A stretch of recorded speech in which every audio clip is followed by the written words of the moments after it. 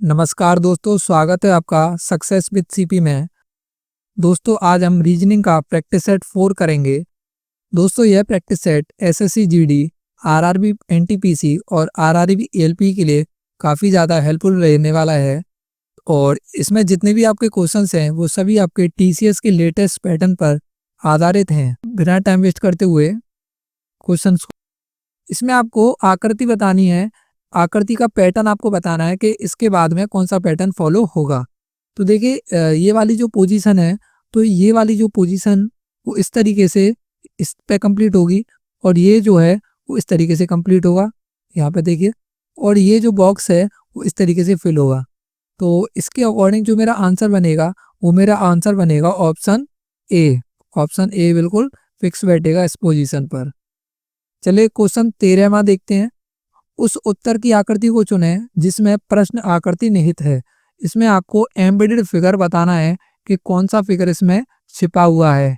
तो देखिए इसमें जो पोजीशन है, देखिए इस तरीके से जेड टाइप शेप बन रही है और यहाँ से थोड़ा सा एक ट्रायंगल शेप है। तो देखिए आप ये वाली जो आकृति है पहली वाली, देखिए इसमें देखिए बिल्कुल यही वाली आकृति बिल्कुल छिपी हुई है। देखिए दिख रहा है आपको, तो ऑप्शन ए आपका बिल्कुल करेक्ट हो जाएगा। चलिए नेक्स्ट क्वेश्चन देखते हैं। एक कक्षा में लड़कों की संख्या लड़कियों की संख्या से 3 गुना है।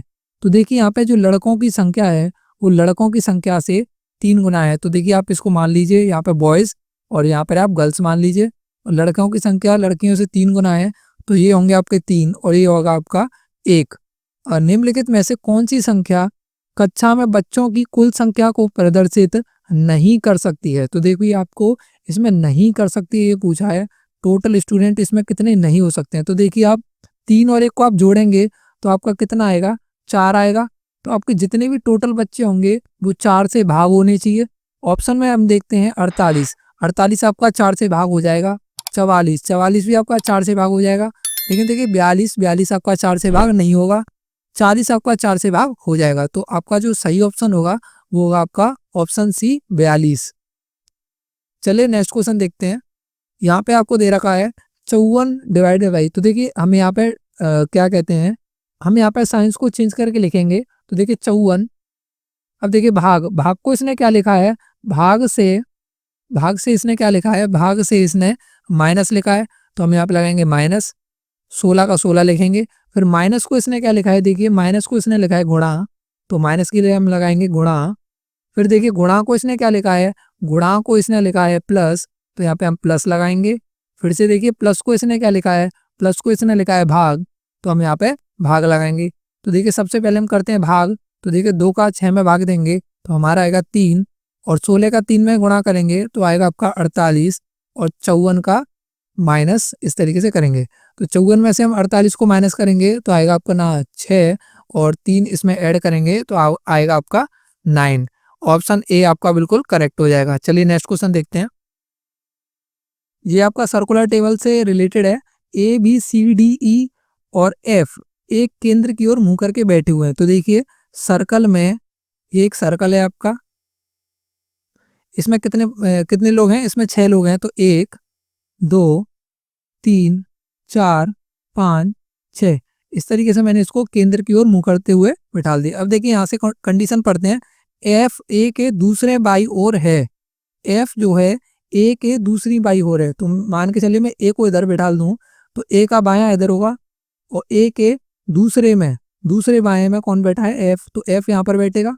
उसी प्रकार से देखिए बी ए के दूसरे दाएं हैं, तो बी जो है ए के दूसरे दाएं हैं, तो ए का पहला दायां जो होगा और दूसरा दायां ये होगा, तो बी यहाँ पर बैठाना पड़ेगा।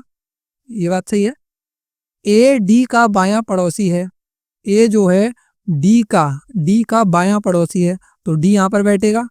डी का जब ही बायां पड़ोसी कौन बनेगा, आपका ए बनेगा।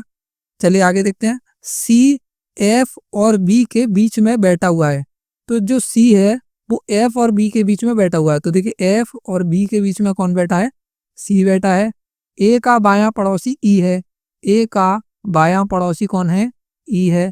अब आपको पूछा है एफ का पड़ोसी कौन है। तो देखिए एफ का जो पड़ोसी होगा वो कौन कौन होगा, एक तो आपका सी होगा एफ का पड़ोसी, और एक आपका ई होगा, सी और ई। आपका ऑप्शन सी बिल्कुल करेक्ट हो जाएगा। इसमें आपको दे रखा है कौन सी उत्तर आकृति प्रबंधक, मजदूर संघ और कामगार के बीच सही संबंध दर्शाती है। तो देखिए प्रबंधक, मजदूर संघ और कामगार ये तीनों ही अलग अलग चीजें हैं, तो इसका जो सही रिलेशन बनेगा वो आपका बनेगा ऑप्शन बी। ऑप्शन बी इसमें बिल्कुल सही हो जाएगा।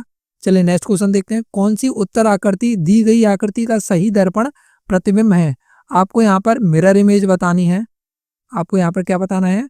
मिरर इमेज बतानी है। तो देखिए मिरर इमेज बताने के लिए आप इसको मिरर यहाँ पे प्लेस करेंगे। तो देखिए सबसे पहले ये वाला जो पोजीशन है, ये वाला पोजीशन वो जस्ट यहाँ पर आना चाहिए इस तरीके से। तो ऑप्शन की ओर देखते हैं। तो देखिए ये वाला ऑप्शन तो बिल्कुल ही कट गया।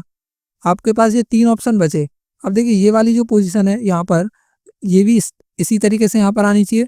तो देखिए ये इस पोजीशन पे यहाँ पर आ रहा है, तो ये वाला ऑप्शन भी कट गया। अब बचे ये और ये वाले ऑप्शन।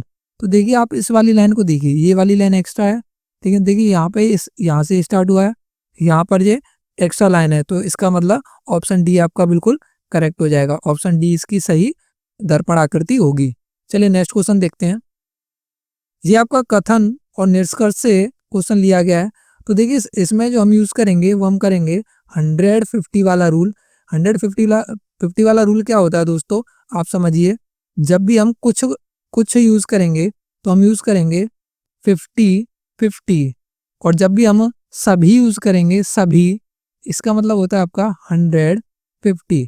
तो देखिए यहाँ पे कुछ है, तो कुछ का मतलब होगा यहाँ पे 50-50, तो यहाँ पे 50 कमरे 50 स्टोर। सभी का मतलब होगा यहाँ पे स्टोर और 50 गोदाम। यहाँ पे भी सभी है, तो यहाँ पे भी होगा 100 गोदाम और 50 वेयर हाउस। सबसे पहले आप नंबरिंग कर दीजिए, कोई भी दिक्कत नहीं है। अब देखिए आप निष्कर्ष देखिए, सभी कमरे गोदाम हैं, तो कमरे देखिए, और सभी का मतलब होना चाहिए यहाँ पे 100 कमरे होने चाहिए, और गोदाम कितने होने चाहिए 50। तो देखिए यहाँ पे कमरे और गोदाम में हम रिलेशन देखें तो यहाँ पे रिलेशन कोई भी, चलिए रिलेशन तो बन रहा है, लेकिन यहाँ पे कमरे कितने हैं 100, और यहाँ पर कितने कमरे हैं 50। तो ये वाला ऑप्शन तो बिल्कुल ही कट गया। 50 में से 100 कैसे ले सकते हो आप? 50 में से 100 नहीं आ पाएंगे। ऑप्शन ए आपका बिल्कुल कट गया है। चलिए दूसरा निष्कर्ष देखें। सभी स्टोर वेयर हाउस हैं, तो देखिए सभी स्टोर वेयर हाउस हैं। तो देखिए सभी store area, warehouse area. तो देखिए गोदाम और गोदाम ये दोनों कॉमन है। इसमें से एटलीस्ट एक 100 भी है। तो देखिए यहाँ पे सभी का मतलब है 100, तो 100 स्टोर होने चाहिए और 50 वेयर हाउस होने चाहिए। तो यहाँ पे देखिए स्टोर कितने हैं 100 और वेयर हाउस कितने 50। तो ओनली आपका निष्कर्ष सेकंड ही फॉलो हो रहा है। तो आपका जो ऑप्शन सही होगा वो आपका ऑप्शन होगा ऑप्शन बी। चलिए नेक्स्ट क्वेश्चन देखते हैं। ये अपना लास्ट क्वेश्चन है, क्वेश्चन 20। आपको एक वर्ड दे रखा है कोरियोग्राफी। इसको आपको बताना है इन अक्षरों का प्रयोग करके कौन सा वाला अक्षर नहीं बनाया जा सकता। तो देखिए सबसे पहला अक्षर देखते हैं OGRE, ऑग्रे, ये तो आपका बन रहा है। फोटोग्राफी P एरा, देखो H एरा, O ए रहा। फोटो टी देखिए टी यहाँ पे कहीं भी नहीं है। टी देखिए यहाँ पर आ रहा है, लेकिन टी इस वर्ड में कहीं भी नहीं है। तो ऑप्शन आपका बी बिल्कुल सही हो जाएगा। इससे फोटोग्राफी वर्ड नहीं बन सकता। चलिए दोस्तों इस वीडियो में इतना ही। अगर वीडियो पसंद आई हो तो प्लीज़ लाइक कीजिए, शेयर कीजिए, सब्सक्राइब कीजिए। धन्यवाद दोस्तों।